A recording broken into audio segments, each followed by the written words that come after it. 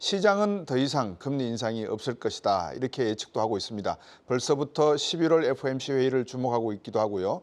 이 두 분의 꿈께서는 이번 FOMC 결과에 대해서 어떻게 보셨는지 한번 살펴보겠습니다. 미 연준이 인플레이션과의 싸움을 성공적으로 치렀다 보시는지, 아니면 아직도 9월, 11월 상황이 돼가는 걸 봐서 연준 의장 말처럼 이 경기가 조금 더 과열상을 보이면은 금리를 올릴 수 있다, 이렇게 보는지. 아까 굉장히 별거 아니었다 하시는데, 저는 어제 그 2025년까지 뭐 금리 안 내린다 말도 상당히 공격적인 발언 아니었나. 상당히 놀랬죠. 그는 기자기. 무려 1년을 더 기다려야 된다. 그렇죠. 예. 근데 이제 여러 가지가 내년 연말에도 2%안 된단 말이거든요. 그러면 저는 이제 이걸 나쁘게만 볼 것이냐, 결국 어느 정도의 인플레 고착화를 얘기한 것이 아니겠는가, 상당 기간 시간이 필요하다. 예. 그걸 보고 있고요. 이 말씀을 드린 건 좀 뒤에 말씀드리려고 하고, 또 하나 제가 깜짝 놀라는 거는 뭐 어제 같은 경우에도 미국 2년 금리는 한 4.9인데 30년이 4%가 넘어가더라고요. 그러니까 이게 어떻게 보면 뭐 장기 금리라는 게 뭐 인플레이션도 연동되지만 중요한 건 장기적인 어떤 경기를 설명해 주는 거거든요. 네. 그러니까 굉장히 경기가 좋구나, 저는 생각이 들었고, 어제 제가 뭐 영어는 짧지만 뭐 하여튼 영어적인 표현도 좀 바뀐 부분이 있고, 여하튼 경기는 생각보다 좋고 물가는 잘 안 내려올 것이다. 그렇다면 우리는 어떻게 해야 될까? 그러면 저는 사실 인플레이션이라는 거는 물건값이 비싸진다기보다 돈 값어치가 떨어지는 것이라 본다면, 돈 가치가 가치 보관 기능이 떨어지고 있다면 그걸 해지할 수 있는 뭔가를 사야겠는데, 부동산은 좀 더 위험한 것 같고, 그래서 주식이 되는 것이 아닐까. 뭐 너무나 기승전 주식을 얘기한 것 같아서 좀 그렇지만, 네. 저는 파월 말을 들으면서 뭐 경기 침체는 이제 원래 다들 경기 침체 온다고 했었지만 그거는 물 건너갔고, 금리는 다만 그렇다고 해서 물가가 엄청 안정화되고 금리를 내려올 가능성은 크지 않구나. 그 정도 제가 느꼈던 소감이었습니다. 말씀을 하셨으니까 윤 네. 대표께서 쓰신 칼럼에 예. 변덕쟁이 금리하고 더 이상 뭐 관심 가질 거 없고 이제는 실적하고 사랑에 빠지는 게 낫겠다, 기업 실적하고. 그런 말씀을 하셨잖아요. 제가 그 경향신문에 칼럼을 쓰고 있는데, 네. 저는 올해 굉장히 두드러진 현상 중에 하나, 금가격이 굉장히 단단하거든요. 금가격도 단단하고, 이게 인플레에 대한 어떤 방어적 요소가 되게 강하다는 거죠. 그렇다면 채권 시장은 되게 힘들지 않을까요? 네. 계속해서 이런 고금리에 있다면. 반면에 주식 투자는 기업 실적이 훨씬 중요한 거죠. 결국 이장이 뭐 저 높은 금리, 정말 장기채가 4%인데 저 투자를 왜 하나 싶으실 수도 있을 것 같아요. 4% 미국채를 살 수가 있는데, 그럼에도 불구하고 주식시장이 나름 지금까지 선방한 이유는 이쪽의 성장에 대한 기대, 실적에 대한 기대가 밑바닥에 흐르고 있다 보니까, 제가 그때 칼럼에서 결국 주식 투자는 채권 투자자가 아니다. 결국 기업 실적이 더 중요한데 실적의 기대값은 확실히 하반기에 올라오거든요. 네. 그것에 대한 어떤 자금 이동은 좀 더 이어지지 않겠는가, 저는 이렇게 좀 낙관적으로 여전히 시선을 두고 있습니다.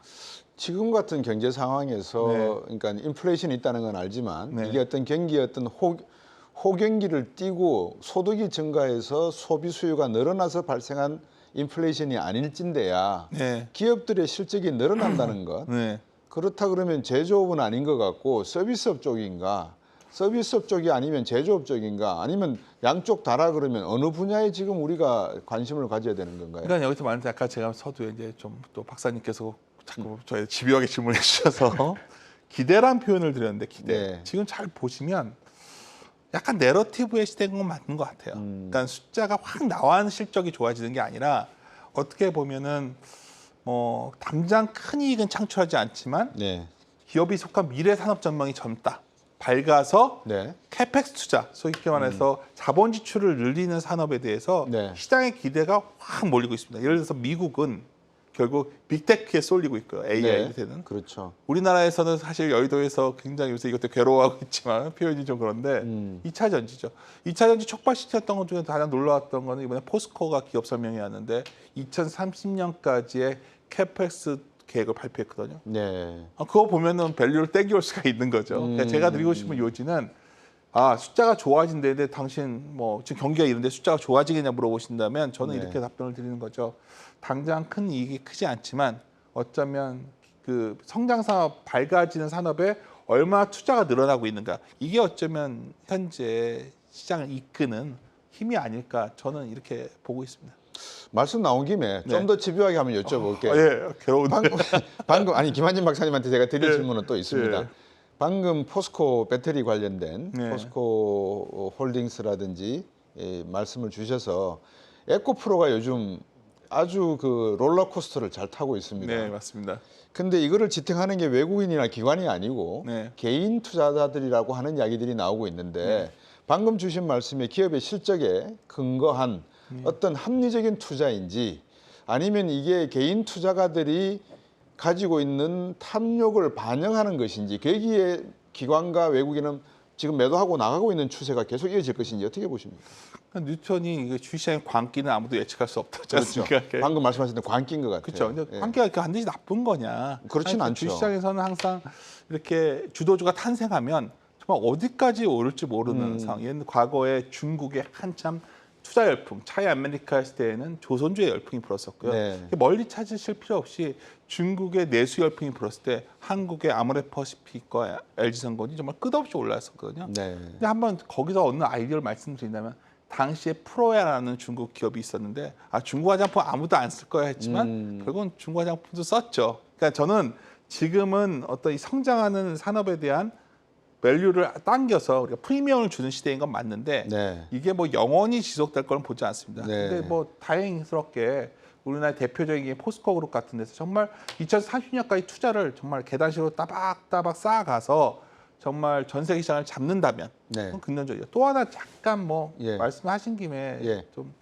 어떻게 보면 지금 우리 기업들이 이렇게 기회를 갖게 된 거는 저는 IRA가 엄청 힘을 준 것 같아요. 네. 저희 인플레이션 리덕션, 인플레 감축법인데 아니 이거 만약 그거 없었으면 미국의 중국 기업들 다 들어가지 않았겠습니까? 그렇죠. 인플레이션 감축법 영향으로 한국의 수출 기업들이 기회를 잡은 것들이 좀 있거든요. 반도체도 그렇고 좀 반도체는 아직 안 좋지만 좋아질 가능성이 있고 2차 전지는 그거에 가장 수혜가 있고 이런 쪽으로 뭔가 미국과 중국의 그 소위 경제 연결고리가 좀 약화되면서 그 틈새에서 한국의 대표 수출 기업들이 기회를 잡은 것이 아니겠는가 저는 보고 있어요. 그 대표인 게 조선업 정도 해당되거든요. 그러니까 뭐 약간 좀 이를 주제를 좀 확산시켜서 좀 앞선감은 있지만 여하튼 제가 드리고 싶은 요지는 최근 상승세에 대해서 이건 단순히 그냥 밈이야 이렇게 평가절하하기에는 나름 어떤 방향성에 대한 기대치가 있다. 다만 이게 좀 과하다 느낌은 저도 동일하게 갖고 있는 상황입니다. 예. 핵심은 말씀하신 대로 주식시장을 보고 있는 것 같습니다. 채권도 아니고 부동산도 아니고 주식시장이 결국은 경제를 대표한다라고 보고 있는 것 같아요. 자, 그러면 변동성의 위험성이 존재한단 말입니다. 대공황 때도 그랬고 75년 때도 그랬고 87년 블랙 먼데이 때도 그렇고 주가가 마치 상승하는 듯 하다가 갑자기 하루아침에 200포인트 포인트 뭐 빠져버린단 말이에요. 200%포인트. 이런 현상이 나타날 가능성이 있다고 보십니까? 갑자기 제가 너무 불리한 것 같아요. 두 분이서 같은. 근데 아니, 같은 게 아니고 제가 두 분은 질문을 이제 옮겨드리는 이코노미스트 겁니다. 예. 베이스로 보시는 분들은 당연히 이코노미스트가 만약 제가 리서치 했을 때 저 이코노미스트가 여기서 막 긍정적으로만 말한다면 저는 그 이코노미스트를 신뢰 안 할 것 같아요. 네. 이코노미스트는 기본적으로 여러 가지 부정적인 가능성 시나리오를 봐야 되는데 한번 제가 반문 드리고 싶은 게 이거 뭐 경기 침체가 자꾸 온다 그러는데 네. 저는 MBER 기준으로 그 기술적인 어떤 GDP 마이너스 본 그거 말고 그냥 MBER 기준으로 작년에 경기가 상당히 안 좋았던 게 지나갔다고 나올 수도 있다는 거죠. 나중에 평가했을 때.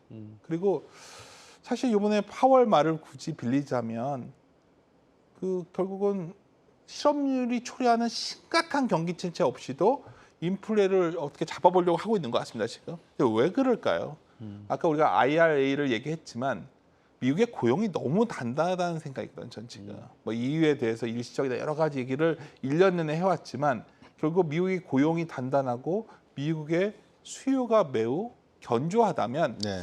인플레이션이 이렇게 뭐 과거처럼 2%대로 가는 건 정말 꽤 오래 걸릴 것 같은데 뭐 이건 조심스럽습니다. 제가 이코노미스트가 아니기 때문에 뭐 한 3%대 전후에 뭐 인플레이션 고착화되는 국면에서 어쩌면 자산 시장에서 대안을 찾고 있는 것이 아니겠나. 그리고 아까 박사님께서 좋은 지적을 해주셨는데 결국 연준은 지금 뭐 코어 보고 있는 거 아니겠습니까? 네. 뭐 코어라는 거는 고용이 안정될 것 같지는 않고 제가 보기에는 일단 주택 가격 잡히는 시그널만 나와도 상당히 저는 파월이 그 부분을 보고 있다는 생각이 들었거든요, 연준이. 그래서 예를 들어서 미국 뭐 어떻게 됐든 간에 주거비와 렌트비의 관련성 높고 주거비가 거의 34% 아닙니까? 그렇죠. 그러니까 이게 잡히면 코어가 좀 안정화되면 뭐 헤드라인이야 좀 변동성이 있다 치더라도 그러면 과연 연준이 그렇게 액션할 이유가 있을까? 그렇다면 금리가 물론 약간 높다 보니까 금리 이상의 상승이 나오는 미국의 빅테크, 한국에서도 그냥 내수까지 되는 건 아니고 네. 좀 이러한 소위 차별화된 장세가 흐름 속에서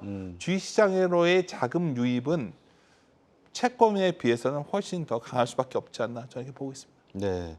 그런데 우리 저 윤조 대표님께서 말씀 주신 거를 또 제가 그대로 옮겨와서 그 올해 초에 이제 많은 투자 은행들이 예측을 하지 않습니까? 그 중에 이제 뭐 골드만삭스는 전통적인 낙관론자들이고 JP 모간이나 이쪽은 좀 비관론자들인데 모간 스탠리의 마이클 윌슨이 그럼요. 상당히 그 비관적인 전망을 내놨단 말입니다. 근데 지금 와서 100개 흔들면서 제가 잘못했습니다.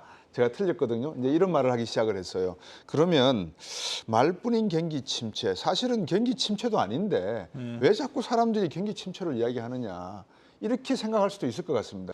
그러면 아직까지 무인 자동차라든지 많은 첨단 산업이 AI라든지 상품으로 제대로 나와서 소비 시장에 나온 것도 없고 이게 기업 실적으로 이어진 구체화된 것도 없는 상태에서 기대 수요를 가지고 만약에 월가를 붐업을 시킨다 그러면 이거는 저는 악의 축의 역할 중에 하나다. 저는 이렇게 보는 입장입니다.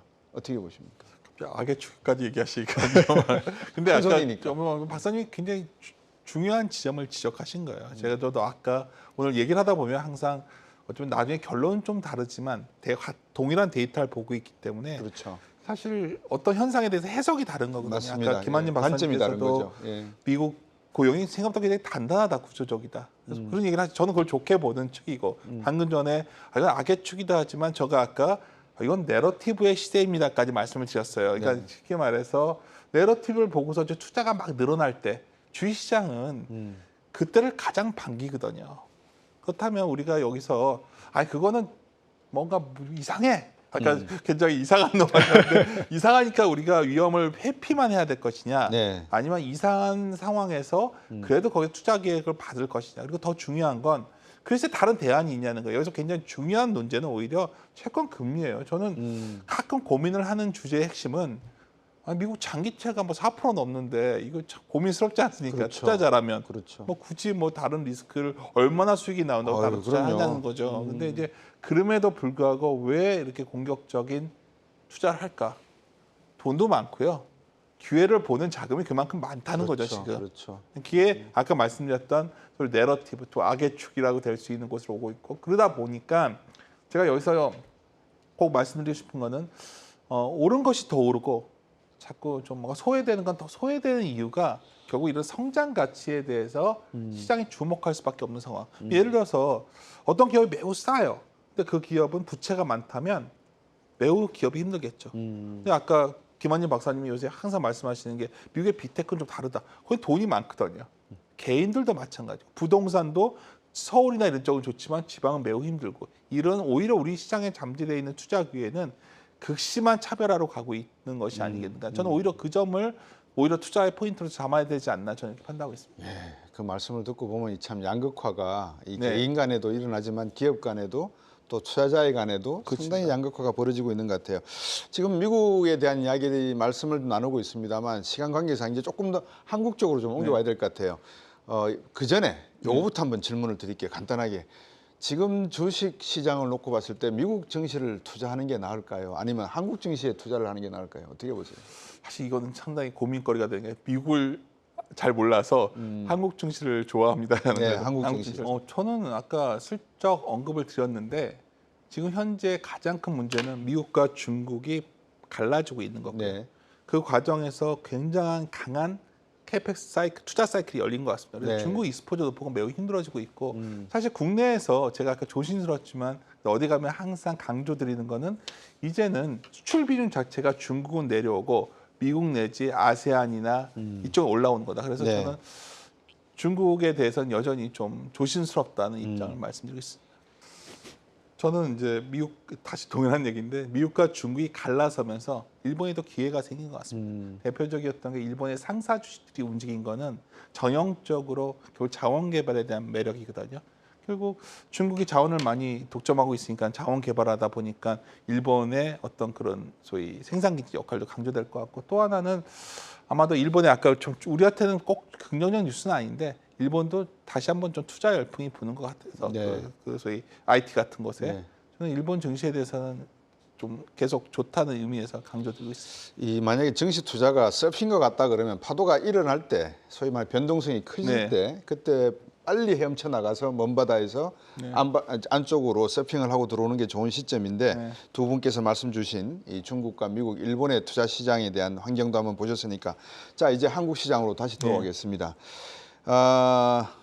요즘 핫한 거는 앞에서도 말씀을 나눴습니다만 배터리 빼고는 지금 이야기를 할 수가 없을 것 같아요. 근데 배터리만 또 이야기하면 안 되니까 조금 범위를 넓혀서 코스피하고 코스닥 어느 쪽이 더 변동성이 커질까요? 굉장히 어려워지요. 뭐 매일 변동성이 예. 그 지수 자체의 변동성보다 어쩌면 요새 굉장히 어떤 증권업계에 뭐 저보다 훨씬 더 오래 계신 분들이시지만 이렇게 시총 큰 종목들이 변동성이 큰 건 저도 잘 기억에 드문드문 있던 것 같습니다. 그래서 하여튼 아까 우리가 주제를 피해갈 수 없는 게 결국 이렇게 주도주가 나왔는데 과거와 다르게 주도주의 변동성이 굉장히 격렬하다는 거 지금. 그게 뭐 저도 굉장히 낯선 풍경이 아닌가 싶습니다. 어떻게 보면 과거에 그러니까 멀지 않은 과거에 이 정부가 주도적으로 테마를 바꿔버린 적이 있었습니다. 원전을 갑자기 중단을 해버린다든지, 그 다음에 바이오를 갑자기 붐업을 시키고 태양광을 붐업을 시키고 하면서. 근데 저는 지금 시장의 모습을 보면서 그나마 긍정적인 측면은 그래도 시장에서 기능을 하도록 지금 던져놓고 있다. 투자를 판단할 때의 모든 투자의 성공과 실패를 투자가에게 전가를 시키는 거는 이거는 시장에서의 역할에 아주 순응하고 있는 건 아니겠는가. 이제 그런 측면에서 놓고 보면 지금 우리나라 시장이 시장적이지만 이 시장적이다라는 표현이 말씀 주신 대로 시총 1위 하는 주가가 20만 원 내렸다가 10만 원 올라가고 이거는 정상이 아니단 말입니다. 이거는 어떻게 해석을 해야 됩니까? 그러니까 제가 이제 이번에 아까 좀 낯설다고 드린 말씀이 뭐냐면 과거에 2000년대 보면 결국 미래에셋의 펀드가 유행하면서 돈이 거기로 쏠리면서 움직였었고 뭐 그전에도 역사를 보면 항상 기관하게 돈이 들어와서 크게 움직이거나 네. 좀 이런 성향이었는데 코로나 이후에 아무래도 개인들의 어떤 군집화, 네. 집단화가 굉장히 이제 힘이 강해졌다고 좀 보고 있고요. 그게 네. 꼭 뭐 그래서 잘못됐다고 말할 수는 없는 것 같아요. 그러니까 최근에 보면 뭐 나덕연 사건 같은 것도 보면 어떤 그러한 투자를 추종하는 사람들의 그룹이 시장에 굉장히 큰 혼란을 줬었거든요. 네. 뭐 그런 식으로 집단화되고 있는 개인들의 힘이 최근에 반영되다 보니까 당연히 거기는 과거와 다르게 여러 가지 수급적인 요인들도 결비된 것이 아닌가 보고 있습니다. 근데 제가 이제 오늘 이제 아마 요즘 가장 많이 받는 질문이 저도 가끔 주식 안 하던 뭐 와이프의 친구라던가 뭐 친구까지 전화가 와요. 막 동일한 질문하니까 지금이라도 내가 이거 사라고 하는데 어떡하냐 그러면 결국 개인의 선택이겠죠. 근데 이제 제가 이 말씀드려요. 원래 투자자들이 교과서적인 답변이지만 좋은 기업과 좋은 주가는 다른 거거든요. 네. 좋은 기업이 좀 싸져 있어야 좋은 주가가 되는 거고 아무리 좋은 기업이어도 주가가 아주 매력적이지 않은 사람이면 꼭 좋은 주식이라고 볼 수 없습니다. 그러니까 제가 좀 여러 함축적 의미인데 최근에 좀 주도주들이 좀 미래 이익을 좀 빨리 땡겨온 느낌이 있어서 또 이것을 또 어느 정도 소화하고 나서 그래 다시 2028년 것까지 땡겨올 거야. 2030년까지 순차적으로 갈 수는 충분히 있는데 지금 당장 여기서 무슨 뭐 마냥 이것만 주도할 수는 없지 않겠나. 예. 저는 보통 주식하는 분들에게 그렇게 표현합니다. 자기 돈으로 네. 적어도 5년 이상 묵어두고 갈 자신 있으면 투자하라 그럽니다. 네. 얘를 뭐 각자 알아서 판단하실 거지만 그런데 방금 주신 말 살짝 보여줬을 때 네. 빛이 살짝 구름 속에 가려 있다가 딱 나왔을 때 저거 큰 별이야 라고 투자를 했다라고 치면 문제는 그런데 가계부채 이야기 나오죠. 부동산 이야기 나오죠. 새마을 금고 이야기 나오죠. 레고랜드 이거 한국 경제가 곧 망할 듯한 이야기가 막 나와요. 그러면 다른 기관에서는 걱정 없다. 우리 펀더멘탈 괜찮다. 아, 한 번 속지 두 번 속나?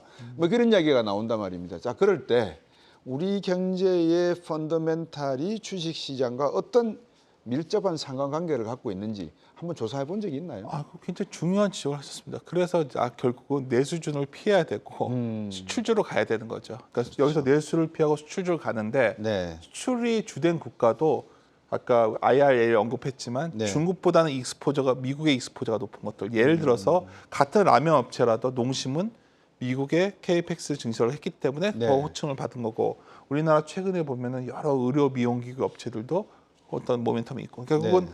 그 어디를 향하냐가 중요하고요. 더 중요한 거는 뭐냐면 결국은 이제 주가라는 게 고퍼에 사서 저퍼에 파는 게 한국 증시는 아쉽게도 가장 잘 맞습니다. 그때 주도주가 탄생하는 건데 분명한 건 이번에도 상당히 고퍼 주식들이 힘을 얻고 있죠. 근데 아까 반도체는 지나친 고퍼 반도체된다. 그 배터리. 재전지는 좀 예. 그렇지만 그거 외에도 상당히 많은 바이오에서도 상당히 좋은 기업들이 나오고 있고요. 그리고 예를 들어서 화장품 내에서도 다 좋은 건 아니지만 어떤 산업은 되게 성장을 하고 있습니다. 예를 들어서 뭐 아까 뭐 피부 스키 뭐 그 태양 차단제 뭐 예, 이런 예, 것들 그러니까 예. 굉장히 품목별로 성장이 스토리가 있는 것, 내러티브가 있는 것들은 네. 뭐 주가가 반응하고 있죠. 반면에 요즘 며칠 사이에 좀 증권시장에서는 흥미로웠던 거는 또 벌써 픽아웃에 대한 걱정들 많이 해요. 예를 들어서 하나 어떤 기업이 발표를 했는데 아 이제 픽아웃 되는 거 아니냐. 픽아웃 자동차도 실적이 이렇게 좋음에도 불구하고 피크아웃 가능성 네. 뭐 이런 것들이 나오는 거 보면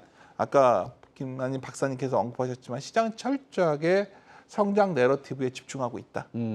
그러면 성장 내러티브가 있는 것이 과연 그러면 특정 업종 하나만 있는가? 업종 내에서도 굉장히 세밀하게 봐야 되는 시장이 아닌가 저는 이렇게 보고 있습니다. 네. 자, 이제 이런 상황에서 놓고 보면 우리나라의 기업이 주식시장을 통해서 투자자들에게 미국도 저리 가고 일본도 저리 가고 중국도 저리 가서 우리도 지금 그 방향으로 달려가고 있는데 좀 펌프 좀 해주시고 연료 좀 충족 좀 해주십시오라고 하는 그 모습을 아까 말씀하신 살짝 이렇게 뽐내도 되는데 예. 그 살짝 뽐내는 게 제가 볼 때는 삼성전자 같은 경우에는 어쿠야예요. 왜냐? SK에서 HBM을 먼저 출시를 해버렸어요. 삼성은 이제 뒤따라간다는 거예요. 세상에 글로벌 기업 삼성전자가 HBM을 이제 엔비디아와 이제 논의한다? 과연 이게 제대로 된 우리나라 기업의 아까 말씀한 성장주의 모습인가? 이런 면에서 보면 상당히 좀 불확실성이 거기에 있거든요. 그 문제 간단하게 한번 짚어주시죠. 그러니까 제가 이제 드리고 싶은 말씀은 글로벌 경기가 이렇게 안 좋았다가 아까 이제 김한진 박사님 얘기를 듣고 나서 든 생각이 이렇게 돌아서서 올라갈 때 한국 증시가 제일 좋습니다. 데이터로 말씀을 드리면 OECD 한 G20 선행 지수가 100 넘어가면 한국 주식이 이렇게 강하지 않아요. 100 넘어가기 전까지가 제일 좋고 네. 예를 들어서 ISM 제조업 지수 같은 거 미국도 한 50 밑에서 바닥 찍고서 50 넘어가기 직전까지가 제일 좋거든요. 네. 그래서 저는 방금 전에 이제 삼성전자가 과연 잘하고 있냐 저한테 질문을 하셨는데 그리고 하반기를 바라볼 때뭐 한국은행도 그렇고 다들 얘기하는 게 하반기 수출이 돌아서야 우리 경기가 좋아진다. 다른 말로 하면 반도체가 많이 팔려야 좋아지는 거죠. 뭐 그렇죠. 그래서 뭐 그 아까 보니까 저 보여드리네요. 경기 확산 지수라는 게 뭐냐면 글로벌 그 소위 38개국 정도의 전월 대비해서 얼마나 확산 지수 그 경기 선행 지수가 개선됐냐를 보는 건데 그렇죠. 저게 굉장히 강하게 올라오고 있거든요. 그러니까 미국은 주춤할지 모르지만 다른 나라도 올라오고 있다는 거죠. 근데 우리나라의 수출 증가율은 뒤따라 갔었기 때문에 저는 뭐 사실 올 10월이 돼서 3분기 실적이 나오면 2분기 대비 상표가 좋아졌다는 게 확인될 것이고 그 선대에 아마 반도체가 있을 겁니다. 그렇다면 시장에서는 아까 말했던 기대값을 내년 것까지 땡겨오게 될 것이고 그러면 현재 약간 고밸류 부담들에 대해서 시장은 다소 안심하지 않을까. 그러면 제가 최소한 우리가 지금 녹화를 하고 있는 저희 7월 말에 이 시점에서 아까 위험을 선택한 제가 서두에 문장을 제시했던 게 위험을 피하는 게 맞는 것이냐 위험을 오히려 대하는 게 안전한 것이냐 이랬을 때 저는 위험을 지금은 선택해야 되는 구간이다 이 말씀을 강조하고 있는 겁니다. 그렇군요. 두 분께 마지막으로 한 2분씩 제가 여쭙겠습니다. 저희들이 이제 경기의 어떤 전망 이야기도 했고 투자의 어떤 뭐라 그럴까요 적정성 네. 또 실효성도 말씀을 나눴습니다. 하반기 그리고 내년 우리의 투자에 대한 전략 개인에게 한 주시고 싶은 말씀 있으면 한번 주시죠. 2분 한번 드리겠습니다. 제가 먼저 하는 게 도리인 것 같아요. 그러니까 투자가 뭔가 제가 그 지인들한테 얼마 전에 전화가 와서 이 말씀을 드렸어요. 가치 상승을 바르고 나의 비용을 지불하는 거거든요. 그래서 가치가 뭐냐가 다 생각이 다르기 때문에 네. 시장에 대한 해석이 다른 거죠. 지금의 가치는 성장 가치고 그래서 고착화된 인플레이션 이상의 성장을 원하는 섹터들에 반영되는 구간입니다. 네. 지금의 가치가 단순하게 뭐 딥밸류 아주 싸져 있다는 것만 갖고는 가치일 수도 없다는 거죠. 그러니까 무조건 밸류가 무슨 뭐 정량적 지표로 싼 게 아니라 앞으로의 소위 산업의 성장 가치를 바라보고 지금 비용을 지불하신다면 아마 올해와 내년 상반기까지 그리 나쁜 선택이 되지는 않으리라 저는 그렇게 판단하고 있습니다. 네.